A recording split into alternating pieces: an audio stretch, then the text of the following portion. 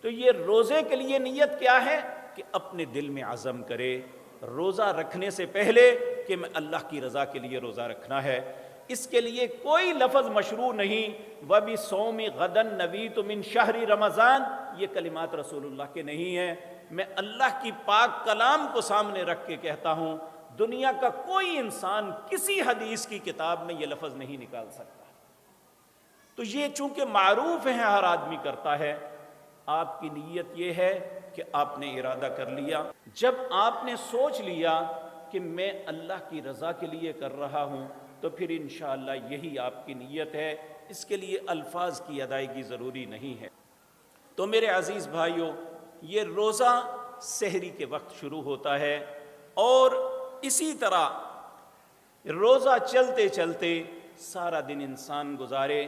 اور اس میں انسان اپنی زبان